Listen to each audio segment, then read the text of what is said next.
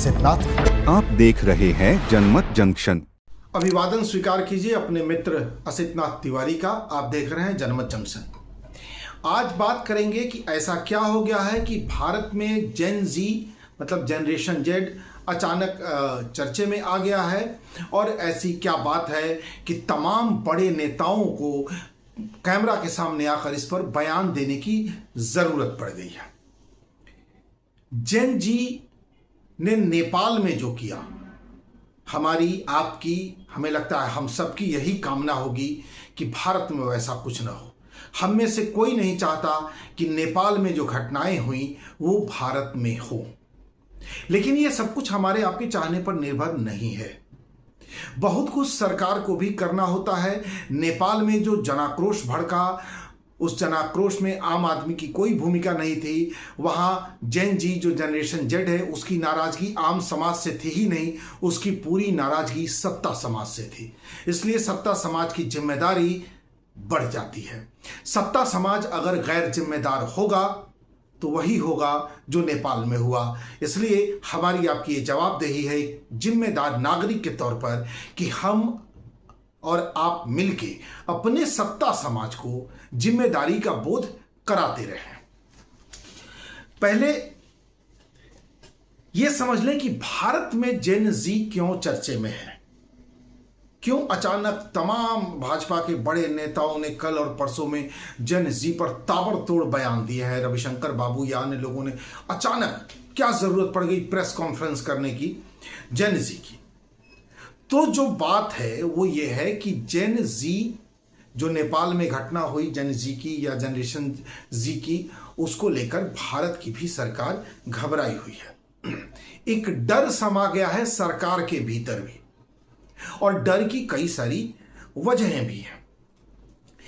पहले समझ लें कि जेन जी है क्या, जनरेशन जी है क्या। जनरेशन जी युवाओं का क्लास है। हम कह सकते हैं कि 1997 से 2012 के बीच में जिन लोगों का जन्म हुआ है उन्हें जेन जी कह सकते हैं।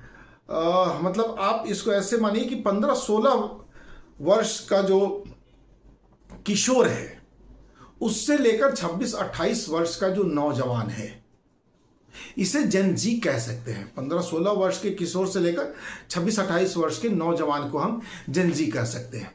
और भारत में इस उम्र वर्ग के तकरीबन 27 करोड़ लोग हैं, थोड़े ज्यादा 27 करोड़ 15 लाख एक अनुमान है कि भारत की जेन जी की आबादी है। ये बहुत बड़ी आबादी होती है, बहुत बड़ी आबादी।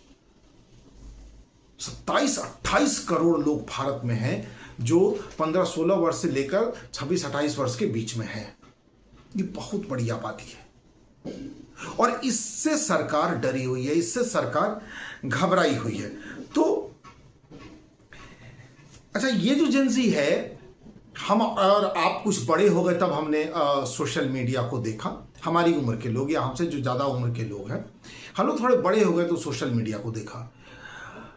इन लोगों ने तो सोशल मीडिया देखना बचपन से ही शुरू कर दिया। इनके हाथ में तो सोशल मीडिया बहुत पहले से, इनके पास इंटरनेट बहुत पहले से है, इनके पास सोशल मीडिया प्लेटफॉर्म बहुत पहले से है। फेसबुक हो, ट्विटर जिसे अब बाद में एक्स कह दिया गया, एक्स, इंस्टाग्राम, यूट्यूब, व्हाट्सएप, या इस तरह के जो तमाम अलग अलग मंच हैं, इससे ये बहुत पहले से वाकिफ है, कम उम्र से वाकिफ हैं। तो इनके पालन पोषण में, इनका मानसिक जो पालन पोषण हुआ है, इनकी जो सोच विकसित हुई है, उसमें सोशल मीडिया की बहुत बड़ी भूमिका है। हमारी आपकी उम्र के लोग, हमसे ज्यादा उम्र के लोग सोशल मीडिया से बहुत बाद में प्रभावित हुए, एक उम्र के बाद प्रभावित हुए। ये कच्ची उम्र से सोशल मीडिया से प्रभावित हो रहे हैं। वहां से ये एजुकेट भी हो रहे हैं, कुछ सीख भी रहे हैं, पढ़ भी रहे हैं। तो ये आबादी 27-28 करोड़ के बीच है, जो बहुत बड़ी आबादी है। और अब क्या वजह है कि सरकार परेशान है। इस एज ग्रुप के लोगों की दो बड़ी जरूरतें हैं, शिक्षा और रोजगार, और एक बड़ी परेशानी है भ्रष्टाचार। दो जरूरतें, शिक्षा और रोजगार, और एक बड़ी परेशानी है भ्रष्टाचार। अब हम आते हैं पहले पॉइंट पर, शिक्षा पर। पूरे भारत में अच्छी शिक्षा बहुत महंगी हो गई है। इतनी महंगी हो गई है कि बच्चा पैदा होने के बाद माँ बाप जो किसान परिवार के लोग हैं वो खेतों में पेड़ लगाते हैं कि जब बच्चा हमारे पढ़ने के लायक हो जाएगा तो इतने लाख का हमारा पेड़ हो जाएगा, हम पेड़ बेचेंगे तो बच्चे की फी भर देंगे, तो यहाँ एडमिशन होगा, वहाँ एडमिशन होगा, वहाँ होगा, वगैरह वगैरह। जो नौकरी पेशा लोग हैं वो अपनी बहुत ज़रूरतों में कटौती कर करके इंश्योरेंस या बाकी जो स्कीम है बैंक की उसमें पैसा डिपॉजिट कर रहे हैं कि बच्चा अगर इस उम्र में होगा तो यहाँ मेडिकल में कराना होगा या MBA कराना होगा या इंजीनियरिंग में एडमिशन कराना होगा तो इतने लाख लगेंगे, तो इतने लाख का इंतजाम कैसे होगा। तो चलो भैया फटी बनियान पहन ली, घिसे हुए जूते पहन लिए, ऑटो में धक्के खा रहे हैं, बाइक से भी नहीं जा पा रहे कि पैसे बच्चे जमा कर सकें कि इस उम्र के बाद हम बच्चों को पढ़ा सकेंगे। होना यह चाहिए कि सरकार को ये शिक्षा सस्ती करनी चाहिए, लेकिन सरकार ने शिक्षा सस्ती नहीं की। सरकार ने एक बिजनेस किया, सरकार ने एक धंधा किया, और धंधा क्या था? बैंकों के जरिए लोन बांटने का, मतलब बैंकों का कारोबार बढ़ाया। शिक्षा सस्ती नहीं की, आप महंगी शिक्षा लीजिए, हम आपको लोन दे रहे हैं और उस लोन पर आप इंटरेस्ट चुकाइए।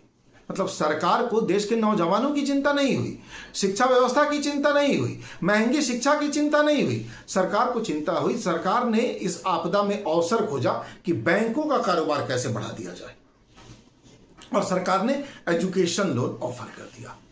अब वो नौजवान जो एजुकेशन लोन ले रहा है वो अपना करियर शुरू होने से कुछ पहले ही बैंक के ब्याज और किस्त EMI के जाल में फंस जा रहा है। जीवन शुरू हुआ नहीं कि आप जाल में जकड़े गए। आप देखिएगा आत्महत्या की घटनाएं बहुत बड़ी हैं, और जब बृहद अध्ययन कीजिएगा कि कम उम्र के लड़के जो किसी कंपनी में नौकरी कर रहे हैं, अचानक पति पत्नी ने आत्महत्या कर ली, बच्चे समेत आत्महत्या कर ली, तो उन केसेस को देखिए, स्टडी कीजिएगा तो पाइएगा कि वो किस्म किस्म के लोन में फंसे हुए लोग थे। सारे नहीं, लेकिन उसमें बड़ी आबादी उन्हीं की है। तो करियर शुरू हुआ नहीं कि बैंक ने चारों तरफ से जकड़ लिया, ब्याज ने जकड़ लिया, किस्तों ने जकड़ लिया, और ये ऑफर कौन कर रहा है? सरकार ऑफर कर रही है आपको कि जीवन शुरू होने से पहले ही बेटा तुम इतना उलझ जाओ कि तुम सोचो ही नहीं कि तुम्हारी सरकार निकम्मी है, कि भ्रष्ट है, कि विदेश की दलाल है। वो तुमको इतना उलझा देगी कि तुम उसी में रह जाओ, कमाते खाते मर जाओ। तो फंस गई हुआ।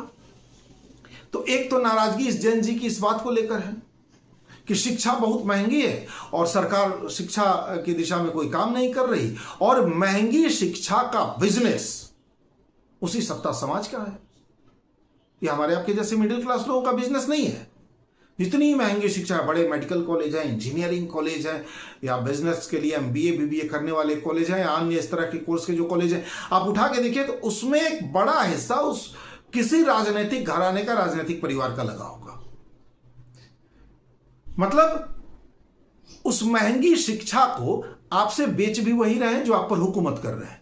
आपके घर के गहने बिकवा दे रहे हैं, आपके पेड़ बिकवा दे रहे हैं, आपको बैंक लोन के जाल में उलझा दे रहे हैं, और खुद मोटी कमाई करके अपने बच्चों को विदेशों में किसी महंगे स्कूल कॉलेज में पढ़ा रहे हैं।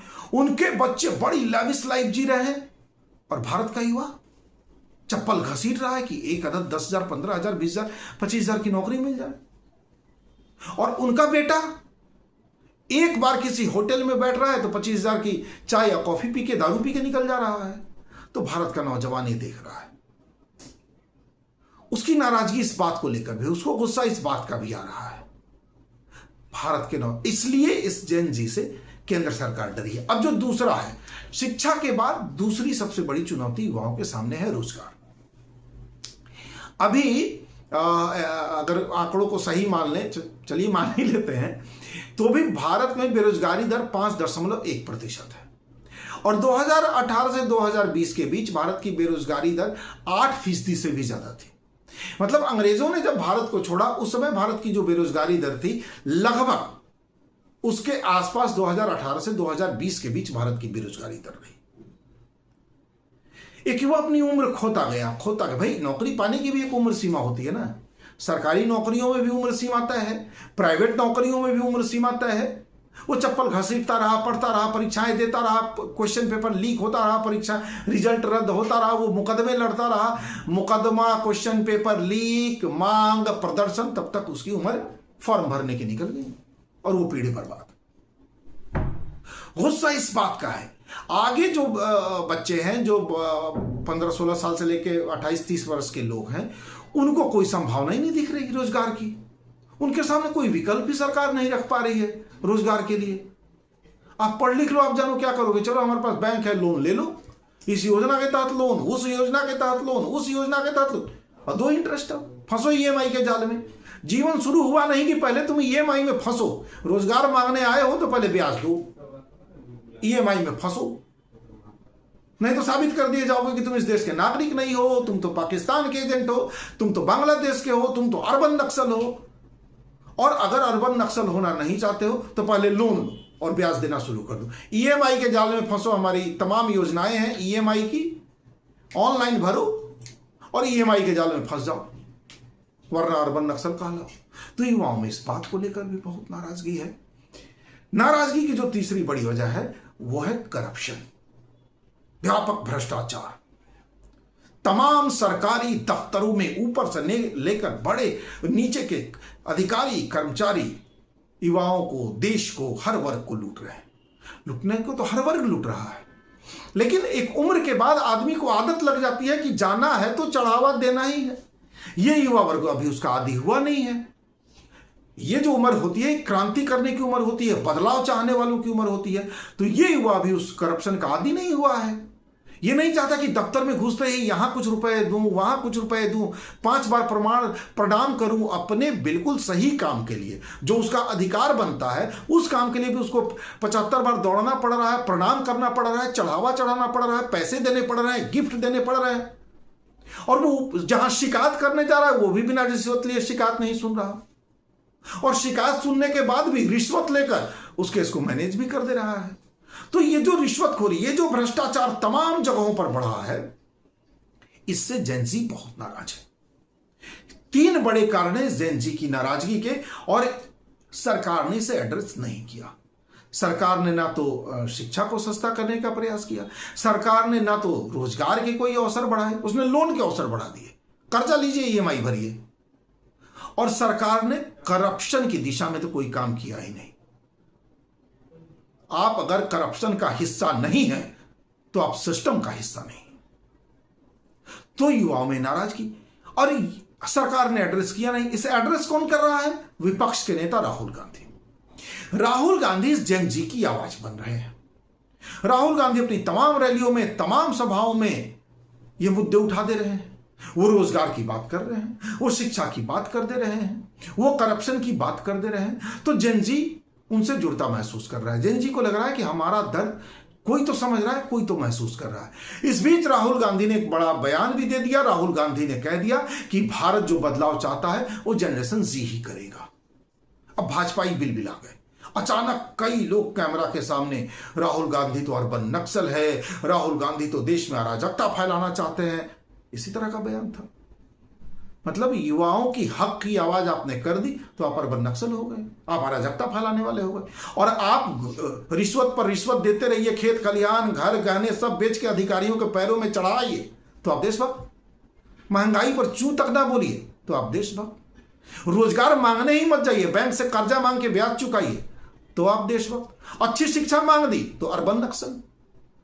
और नेताओं के स्कूलों में खेत बेच बेच के अपने बच्चों को पढ़ाइए तो आप देशभक्त। मुश्किल ये है। अब राहुल गांधी ने जेनजी को आवाज दे दी। राहुल गांधी जेनजी की आवाज बन गए, या राहुल गांधी जेनजी की आवाज में शामिल हो गए।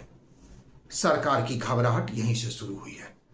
और एक बार फिर कह रहा हूं, सरकार अगर इस देश के असली मुद्दों को एड्रेस नहीं करेगी तो लोकतंत्र है। जनता से बड़ी सरकार नहीं होती है, जान लीजिए। जनता से बड़ी किसी देश की सेना नहीं होती है, ये भी जान लीजिए। और देश का मालिक देश की जनता है, न तो कोई विचारधारा, न तो कोई पार्टी, न तो कोई सरकार, और न तो कोई व्यक्ति। मालिक देश की जनता है।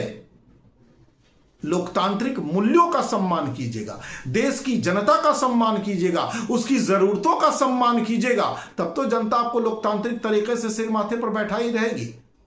लेकिन आप इन तमाम लोकतांत्रिक मूल्यों को अपने अहंकार में, अपनी ताकत के बल पे रौंदते जाइएगा तो ये जनता एक दिन आपको भी रौंद देगी। नमस्कार।